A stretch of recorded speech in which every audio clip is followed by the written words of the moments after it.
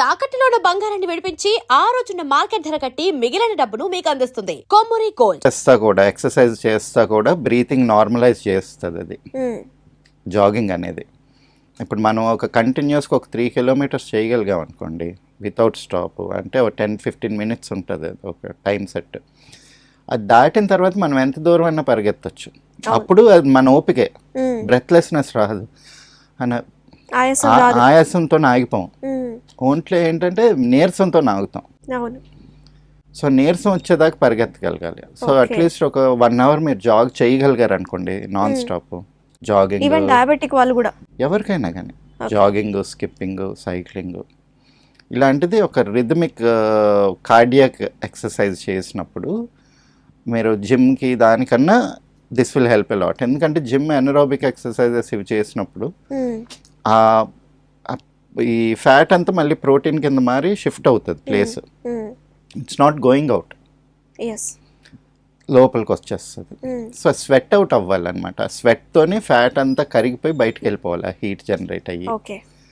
So sweating కూడా అంతే important లావుగున్న వాళ్ళకి. మూడోది ఏంటంటే మేము ఏకభుక్తం అంటాం, సింగిల్ కర్రీ రెమెడీ. కాదు కాన్సెప్ట్ ఏంటంటే నేను ప్లేట్లో ఎంత పెట్టుకున్నాను ఇంతే తింటాను.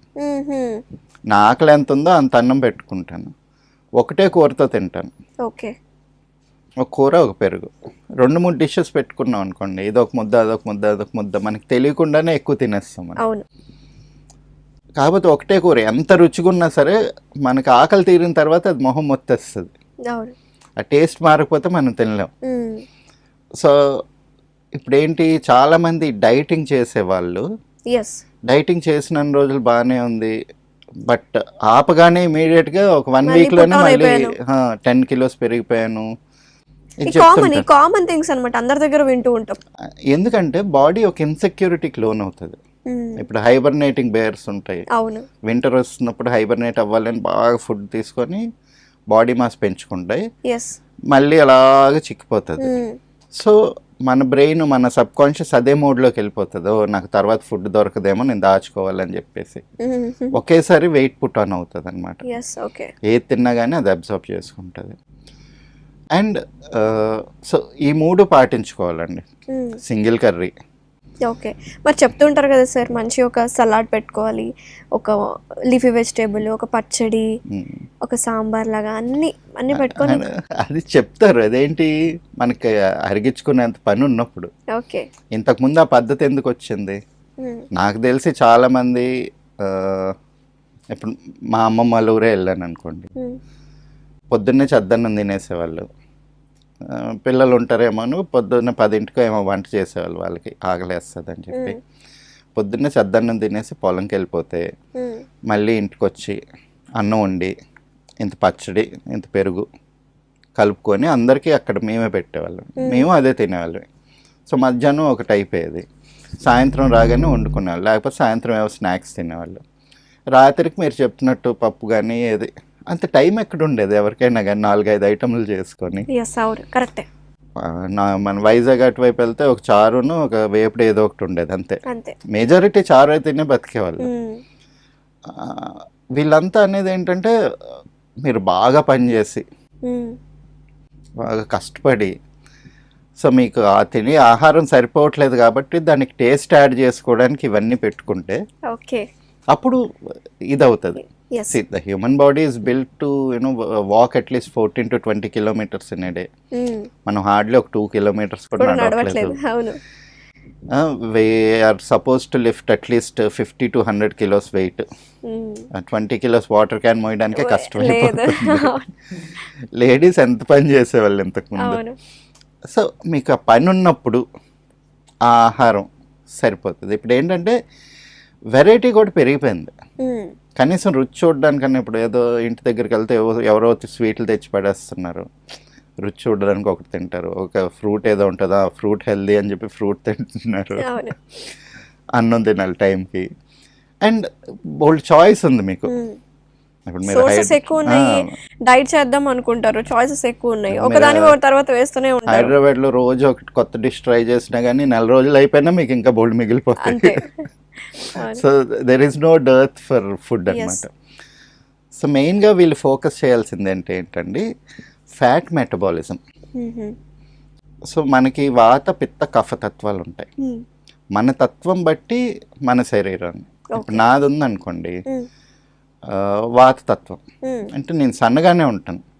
ఒకవేళ నేను లావ్ అయ్యానంటే నాకు పొట్ట వస్తుంది, ఒక డిఫరెంట్ కైండ్ ఆఫ్ లావ్ లాగా వస్తుంది అన్నమాట, వియర్డ్గా. అదే కఫ్ తత్వం ఉన్నాళ్ళు అనుకోండి, వాళ్ళు జనరల్గానే రోబస్ట్గా కొంచెం స్టాకీగా ఉంటారు. But that doesn't mean that ఇప్పుడు నేను వాళ్ళతో కలిసి పరిగెత్తగలను అంటే ఆ ఫిట్నెస్ లెవెల్స్ మెయింటైన్ చేసుకోవడం ఇంపార్టెంట్. ఒక సిక్స్ ప్యాక్ లేకపోతే ఇది బాడీ షేప్ కన్నా మన ఫిట్నెస్ కరెక్ట్గా ఉన్నప్పుడు, అంతే కదా.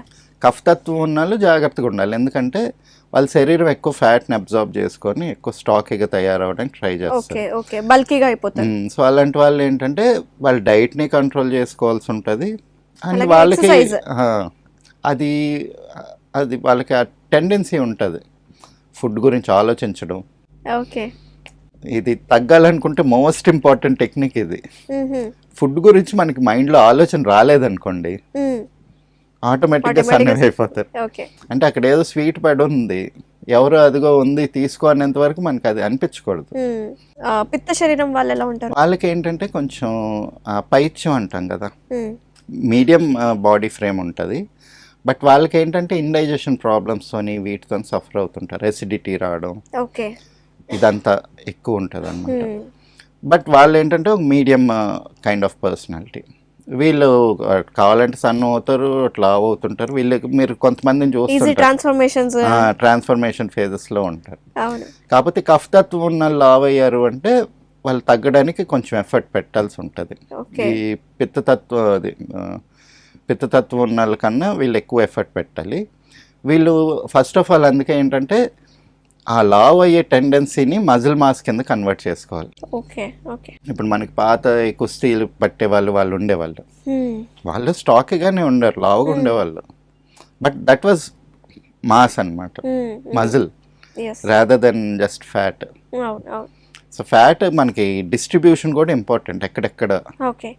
సో ఒబేస్గా ఉన్న వాళ్ళు జిమ్ యాక్టివిటీస్ చేసుకుంటూ అలాగే డైట్ మోడిఫికేషన్స్ చేసుకుంటూ చిన్న చిన్న చేంజెస్ చేసుకున్న వాళ్ళకి మీరు మన ఫ్లవర్ థెరపీలో కొన్ని లిక్విడ్స్ ఇస్తూ ఉంటారు కదా, అవే మన వర్కౌట్ అవుతాయి అంటారు బరువు తగ్గి అలే మెయింటైన్ చేసుకోవడానికి? మాకు అంటే ఎక్సర్సైజ్ లేకుండానే 3 to 5 kilos పర్ మంత్ తగ్గిన వాళ్ళు ఉన్నారు కేసెస్. ఎక్సర్సైజ్ లేకుండా జస్ట్ త్రూ లైఫ్ స్టైల్.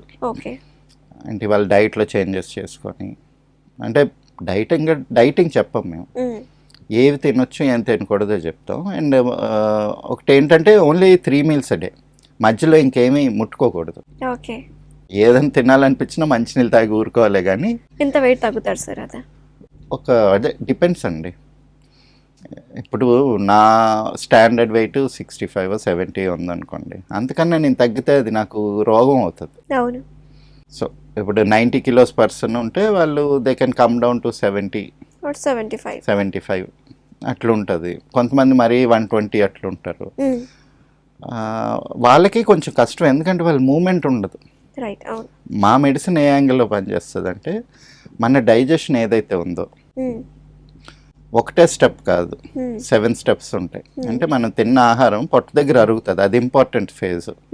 అది ట్రాన్స్ఫార్మ్ అయ్యి మన ఫుడ్ కింద మారి బ్లడ్లోకి రావాలి.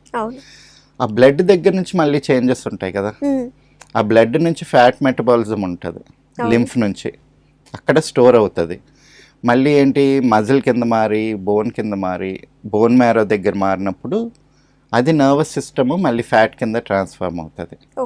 సో ఒకటి skin level of fat subcutaneous, ఒకటి బ్లడ్ లోపల అండ్ మనకి ఆర్గన్స్ లోపల స్టోర్ అయిపోయే ఫ్యాట్.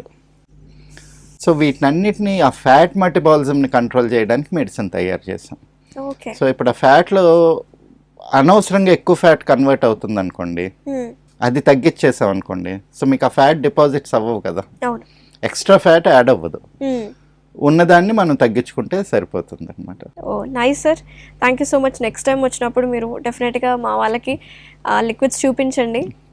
ఎందుకంటే యూస్ఫుల్ ఇలాంటివి అవునండి. ఎటువంటి సైడ్ ఎఫెక్ట్స్ ఉండవు కాబట్టి నేను కూడా ట్రై చేశాను కాబట్టి చెప్తున్నాను. Thank you so much sir. Thank you. నమస్తే.